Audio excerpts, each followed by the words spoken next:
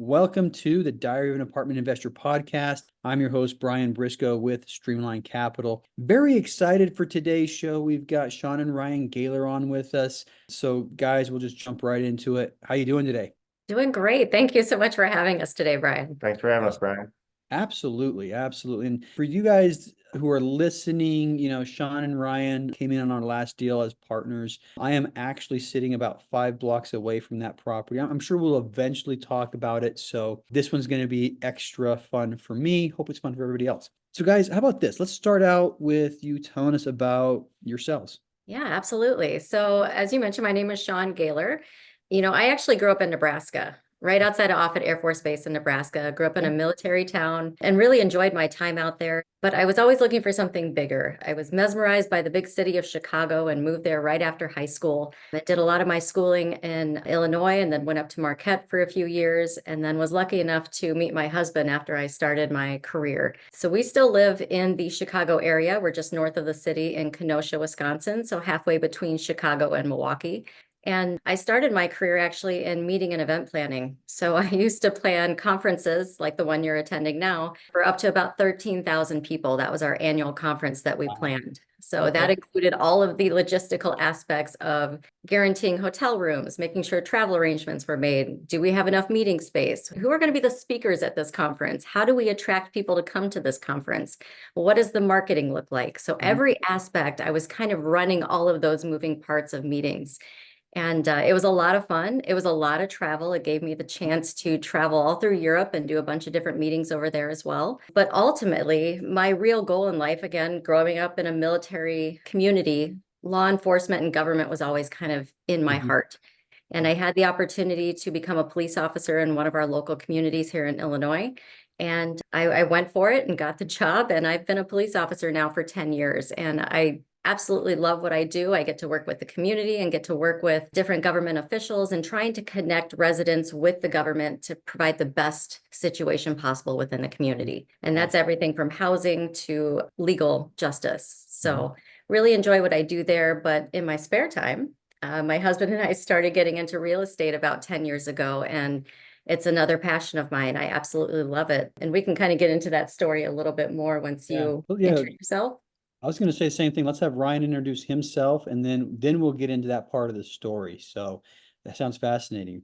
Ryan, go ahead, man. All right, I'm Ryan Gaylor, and my story begins. I've kind of been in this area my whole life. Like Shawn said, we live in southeastern Wisconsin now, but I grew up in furthest most suburb of Chicago, right up in Lake County, right on the border of Wisconsin, right along the lake. And I lived there pretty much my whole life until we moved over the border to save on taxes when we bought our own house, because they're a lot cheaper than they are in Illinois, for anyone that knows about Illinois taxes.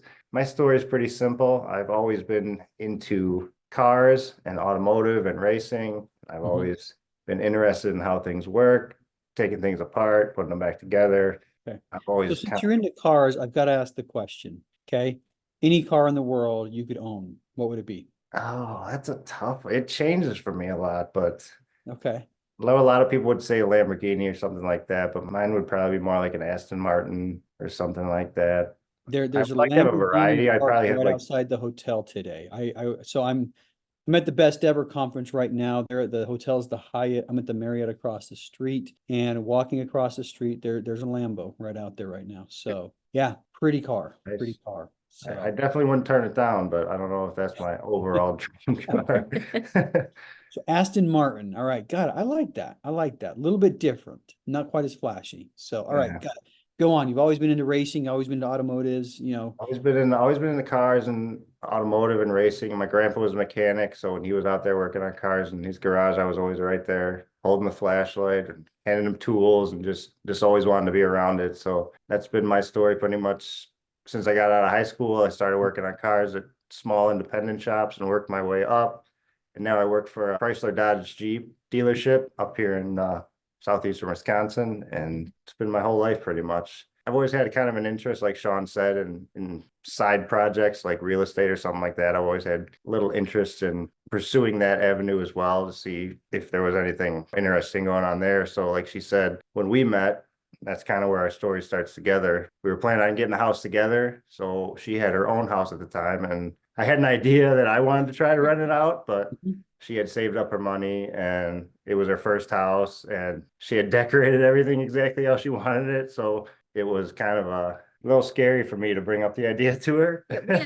And for the record, we had never talked about real estate prior to that. I had always had an interest, but it was never really a conversation that we got into until he approached me one day and said, "Hey, what do you think about putting your house up for rent and see if we can find a tenant to live in this property and we keep it for a few years just to see how it goes?" Because I knew it was always something that I had an interest in, but we, like she said, had never really talked about it together. So for me to bring up this idea that she, why don't we just give away your house to the highest bidder? How did that go over with you? I thought it was a great idea because again, I'd already had an interest in real estate and I said, I didn't even think twice. Absolutely. Let's do it. Let's find a great tenant to live in this property, give us some passive income while we go start our life together. And it really worked out well. We got very lucky with the property, had some fantastic tenants over the years. And that's really what propelled us into getting more rental properties. Awesome. I remember approaching my wife with a similar idea and I struck out, but Oh, no. yeah, I totally struck out. I love the idea, you can buy a fourplex on a single family loan, right? And you can use the income from the rest of the fourplex, live in one unit and rent out the other three and almost live rent free. And I pitched that idea to my wife and completely struck out. Her answer was, "Brian, we have 5 kids. Where are we going to find a fourplex that has like a 4-bed, just like, okay, you're right, but anyway, much different scenario. But yeah, every once in a while I speak without thinking. And that was one of the cases, but great idea. Anyway, so you can put yours up for rent. So yeah, I brought up the idea and she, like she said, she was into it. So we kind of just started that whole process. We had a lawyer draft up a lease and yeah, once we got the tenant in there, I think we realized, wow, there is a lot of potential to have some really good passive income coming in as a secondary way of income for us to live our lives. So we started to look for that next property and the next property, and we wanted to keep building that passive income for ourselves. And then we got into the point of, well, why don't we flip a house? Let's try buying a house and flipping it. So we did that a few times as well. Again, very successful opportunities for us, and we really loved it. But when you're working a 9-to-5 job, so you're doing your 8, and in my case, 12-hour days. You go to the flip house, you do the work on the flip house for another 5 to 8 hours. You sleep a couple hours because you're young at the time and you can still do it. And you go back to work and you start the cycle over again. And at the time, it was a lot of work, but we loved what we were doing. And when you realize that you love doing the flip side of it, maybe a little bit more than the 9-to-5 job, you really start to see your passion kind of break away. And the next thing you want to do is just, okay, what's the next thing? What's the next thing? And we wanted to expand, but that's where we kind of ran into some hiccups. I think when you work an 8-hour day or W-2 job, and then you actually look forward to going to the flip that night and working another 8 hours, that kind of realize your passion maybe is shifting more towards the real estate. I would say that I enjoyed, serving in the military for 18 years. All right. It was the last 3 that I got into multifamily and the last 2 where I was itching to get away from work. And it was the same thing. It's just like, not that I didn't enjoy it. It's just that I found something that I enjoyed a lot better. And all of a sudden it was just like, this is it. That's me. Yeah, I feel the same way every day. I really enjoy the work that I do for our local community, but at the end of the day, I'd really like to be talking to more people about real estate and how they can get started in real estate. And hopefully they feel that excitement and passion that we have for it and can benefit from it as well. But ultimately, like I said, we had struggles expanding our business and getting more rentals. And when the lenders are saying, why don't you slow down a little bit? It's kind of heart-wrenching because that's the last thing we wanted to do. So Ryan, we want to speed up. Why are you telling us to slow down? Yeah, exactly. Right. And then Ryan approached me one day with a crazy idea, and I'll let him tell that story. Another crazy idea. But maybe I'm the crazy one because I keep accepting ideas. I think, like she said, the lender was kind of telling us we need to slow down, pay off some debt, and get things in order. And like we're trying to scale at that point, and get as many units as we can, and kind of grow as fast as we can. So once we realized that really wasn't the avenue to take through single family, I started podcasts and researching multifamily a little bit. And I looked into it for about 6 months and just listening to different Bigger Pockets podcasts, things like that, just trying to learn there's a different avenue we could kind of take to scale a little faster than what we were doing. And then I approached her one day. I said, why don't we just buy more units at once? Like one of these bigger buildings, like an That is apartment. a crazy idea, man. Yeah. Well, in my mind, I'm like, great. My husband is a multimillionaire and I didn't know it. And this is awesome. But Yeah. obviously, that's not the case. There was a bigger story behind that of how we would go about that process. And it became a thing for me to fully understand that process. I need to realize what I'm getting into and what kind of complications could be ahead for us and what that means for us and how to financially achieve that goal. So we started to get our education and meet with other multifamily owners to figure out how they were doing it and what their story was. And once we realized the process of doing a syndication type deal, it all made sense. And we were both feet in, jumped all in and went for it. She levels me out because I was just going to jump in before the education. But That works really well with a partnership. My wife had a lot of concerns, and I mean, she wasn't ever a no. It was just, I think you kind of need that, because a lot of things that my wife pointed out to me were, what if, and there's a lot of good concerns there. But I think it's important to, number one, in a marriage, to make sure that you're both on the same page. But at the same time, jumping in with both feet is the best way to learn, but there's hard lessons, So if you ask a couple of questions before you jump in, maybe you avoid a couple hard lessons. But all right, so take us from there. You decided to do this thing, you podcast, syndicate. I'm sure the next day you had a property under contract and raised $10 million for it, right? Absolutely. All right. So if that's not how it went, tell us how it really worked. From there, we got educated, and we, after going through that, we kind of got our first steps of what we needed to do and who we needed to talk to. And we got plugged into a bunch of different networks, and we just basically went out and started meeting people and people that were already in the business doing it. Underwriting deals, constantly talking with brokers, figuring out what cities made the most sense for us to potentially purchase in, because there were guidelines that we wanted to stick with and try to find those emerging type markets. And Ryan spent many hours underwriting. And I think for every 100 time he would underwrite, maybe we would find one that would meet the matrix of what we were looking for. That's the hard part, is I think when you're first starting out, though, I mean, the first 20 or 30 are throwaway deals, because for me anyway, maybe you guys were faster than me, but the first 20, I didn't even know what I was doing with the underwriting, and so, it almost takes 100 to learn how to underwrite, decent enough to actually get one. But still, I mean, most people who are in this profession are underwriting, 50, 80, 100 deals before they get one under contract. So yeah, good practice. Lots of reps and sets, as I like to call it. You're getting the reps in. So about the first deal, what was the one we partnered on your first? I don't remember.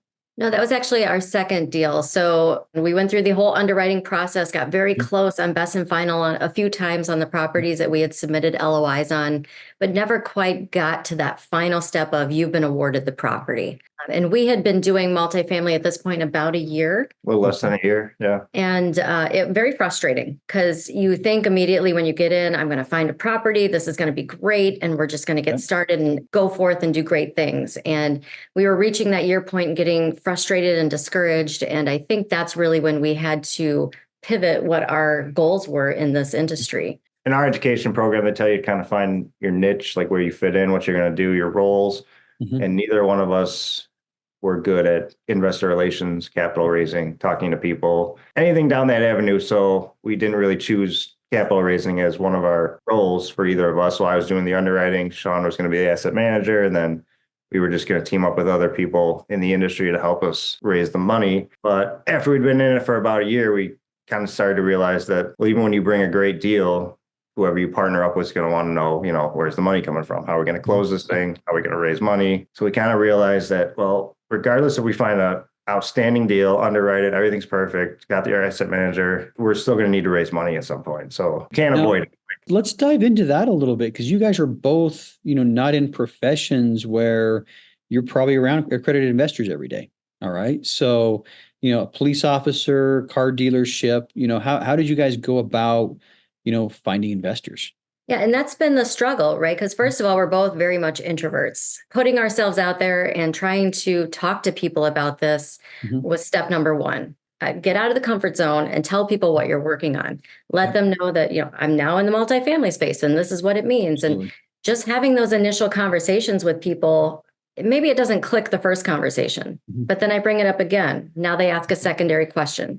Yeah. And you bring it up again, they start asking further questions. Those are where we kind of started to make the connections of, okay, they own rental properties, but now they're buying apartment complex. I need to find more about this, and how do I get involved in that? So Yeah. we started with those initial conversations, friends, families, acquaintances that we knew, just putting it out there. This is what we do. Mhm. And then it started to expand a little bit more onto social networks such as LinkedIn, Facebook. Those are the two that I typically spend a lot of my time on, connecting with people out there. And not just for the intent of, okay, I'm looking for an investor, looking for an investor, looking for an investor. It's more about finding people who are in this space or who have invested in other properties and finding out, how did you find the right property for you? What are you looking for? What have you learned in this space that has worked or has not worked for you? And just building those relationships with people. And it's usually the ones that you would least expect to be an investor on your deal are the ones that come through and say, hey, I'd love to invest with you. Isn't that true? I mean, yeah, that was absolutely true with me. The people that I thought for sure would invest, were like, yeah, that sounds good, but no thanks. My experience, and it sounds like you guys had something similar. Once you started posting what you're doing on LinkedIn or Facebook or whatever social media platform you want, I started finding people that I had connected with 5, 8, 10 years ago crawling out of the woodworks saying, Ryan, can I invest with you? And it's like, wow, haven't seen you in 10 years. But if you want to start with that question, the answer is yes. Let's catch up. But yeah. So there's extra power to that social media, because you're not just reaching people that you currently know, you're reaching people that you might not have had contact with in several years. So Exactly. And we still utilize social media quite a bit today. And when we first got into the industry, it was right after COVID. Conferences were very, very rare. You didn't see a lot of in-person conferences taking place. So we were forced to go to social media to make those connections with people that we did and did not know. But over the past couple of years, it's starting to transition a little bit more, going to in-person conferences and just meeting new people. And every time we go to a conference, we're building that network of people that we're meeting and continually having those conversations with them to continue to hopefully build that investor database. Awesome. Awesome. So let's fast forward real quick. First deal you guys were in, how did you guys get into it, and walk us through that one? That one was actually a relationship that our other partner on our team, Ben Bozer, he was starting to build a relationship with some guys through LinkedIn. And they had just closed on a property and they needed to backfill a little bit to get it fully across the finish line, CapEx, budget, a little bit of that stuff. And he had been building a relationship with these guys, and they approached him and said, hey, we're looking for some extra funding. Do you guys think you could come in on the deal and help us out with that? So we kind of raised a small portion on that deal and helped them get the CapEx funded for that. And then yeah, and I think that was a big challenging point for us, because at this point we had not raised on a deal yet. And we didn't know what we could bring to the table.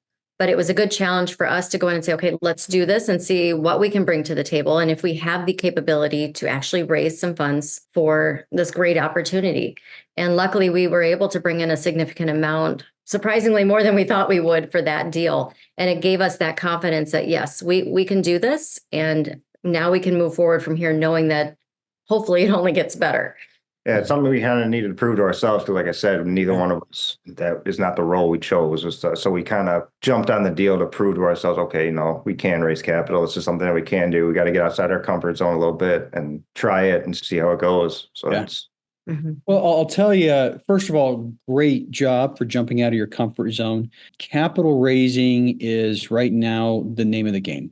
People who can bring in money can get into whatever deal that they want, and that's the thing we're looking for. I mean, I'm looking for people who can raise capital too. I want to get much bigger deals, the amount of money that I can raise. And when you start looking at the easiest way to get into this business, raising money is probably it. If you can raise money, you can essentially go wherever you want to go, invest wherever you want to invest, and make it work. But yeah, so good job going out of your comfort zone, getting into that one, and you'll be much, much better off for it, every successive time you get into a deal.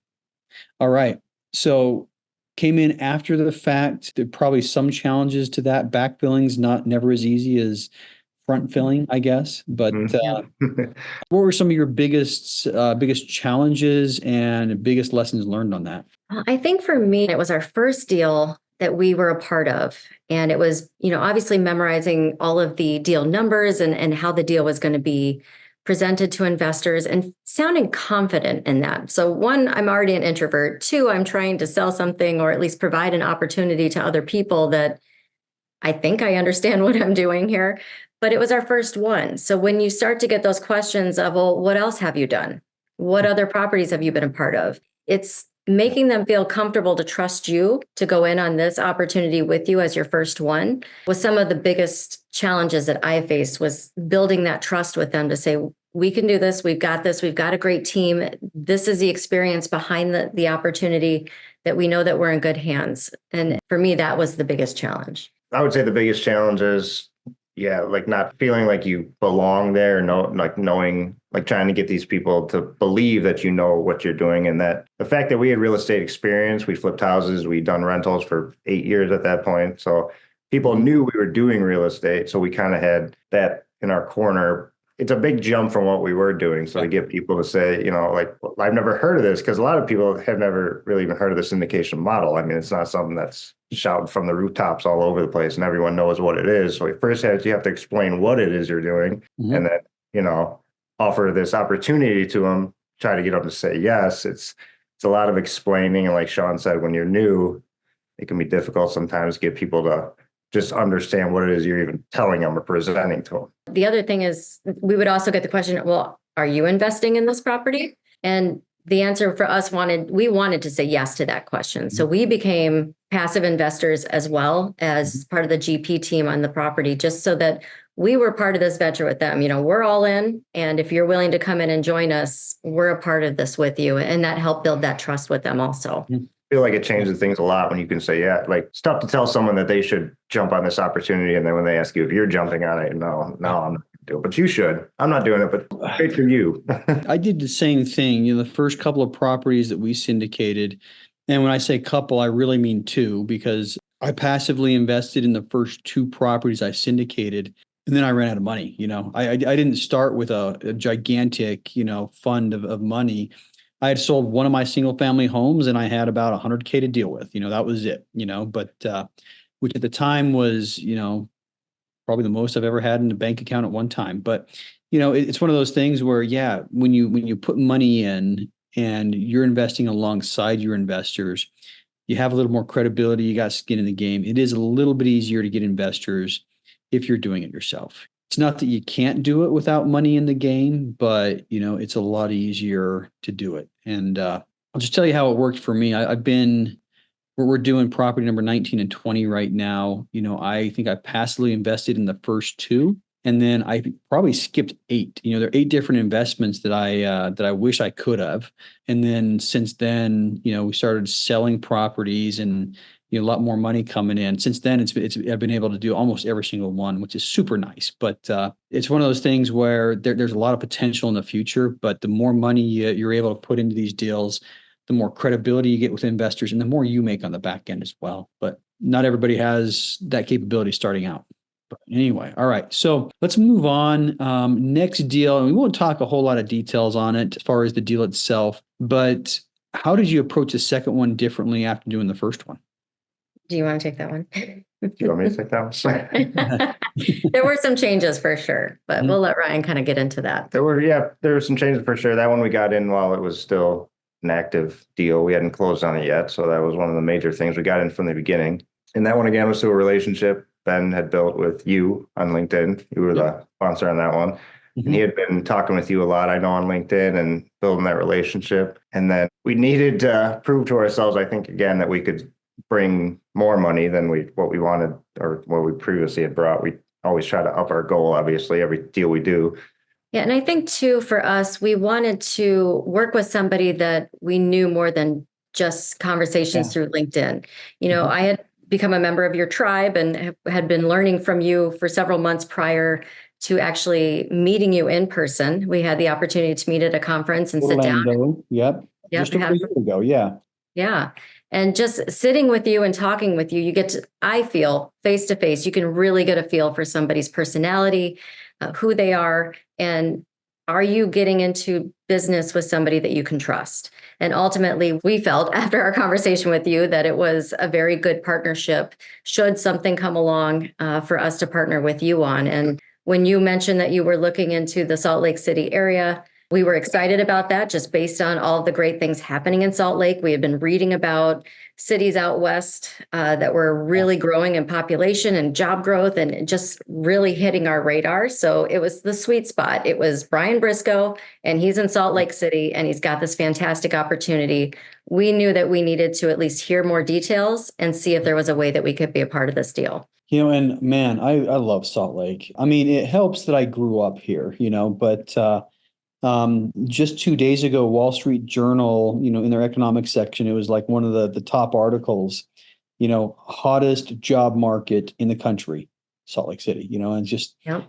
yeah. Anyway, I love Salt Lake. Anyway, we can talk about Well, we love it too. And not only that, our investors love it. And that was the other part of it. Because even before we agreed to do the deal and help raise capital on that deal in Salt Lake City, we were putting the buzzwords out to our investors to say, hey, what do you guys think of Salt Lake? I know it's not Chicago and it's close to home, but here's what we love about Salt Lake. Have you heard anything about it? And they had already heard about it. So Salt Lake was a big interest for our investors. I notice Ben's doing a lot of social media posts on Salt Lake as well.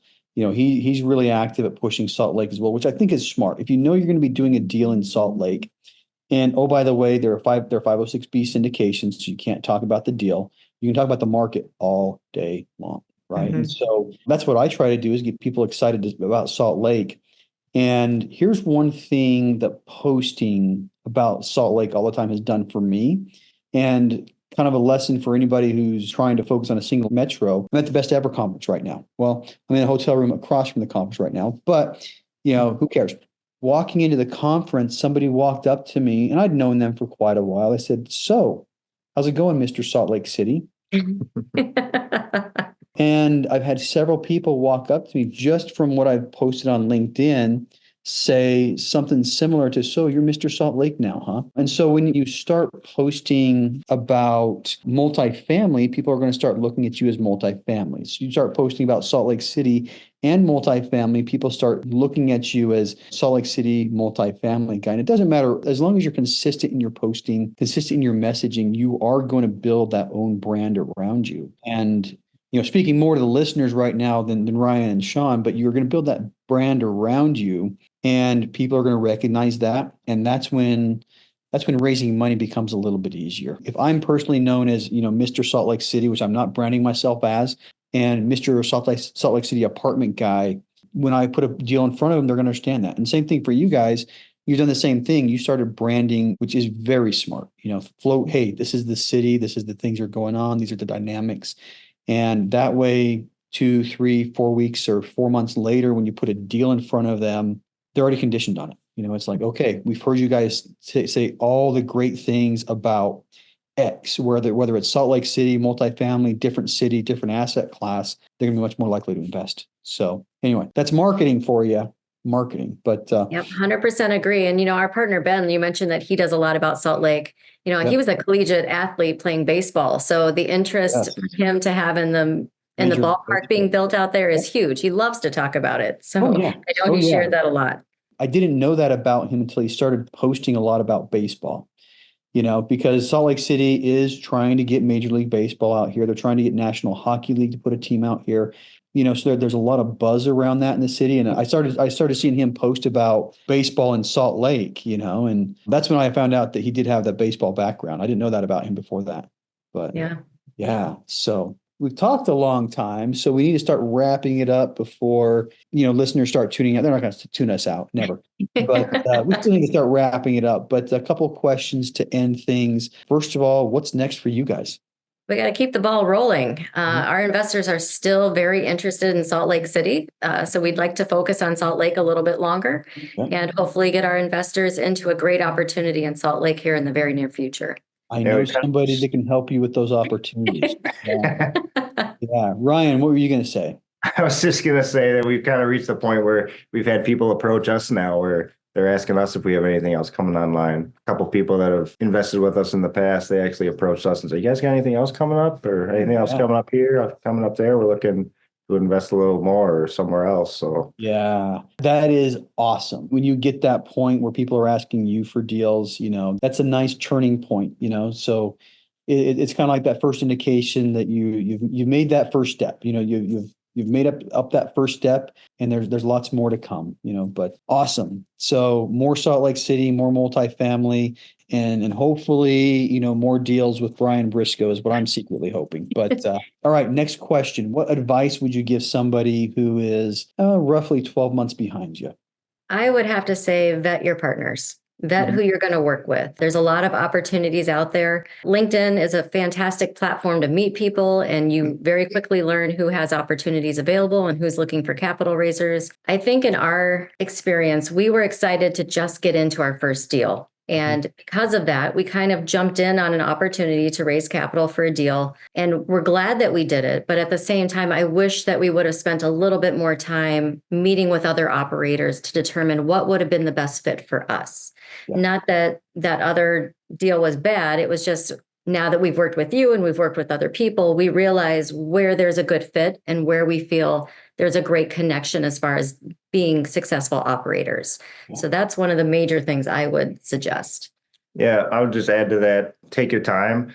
I feel like a lot of people, I felt this way when we first started. We got out and it was almost like a race to see how many units can you get, who can be the quickest to close the deal. But people with 50 units can be making way more money than someone who's got 500. Like it's all about what deals you choose, what deals you're in, the operators you're working with. So my advice, I guess, to anyone just starting out or 12 months behind would be, like Shawn said, vet your partners. It's not a race. Just because someone got into a deal in 6 months, just starting out, and it took you 2 years, your deal could be 10 times better than theirs, and they could be in a sticky situation now, and you could be on easy street. So just take your time, do what feels right, work with people you vet and trust, and it'll happen when it's supposed to happen. Just don't rush into anything because you could be worse off. It's not a race. Run your own race and do it your way. I had a boss that used to say, don't rush to failure. And I think there needs to be a healthy balance. I think you said it very well. You need to be active and pushing and trying to get into the deals, but at the same time, don't go so fast that, you put yourself in a bad position or a bad deal. So that's what I took from what you were saying. So, Yep, exactly. All right. Awesome. Now, last question. How can listeners learn more about you?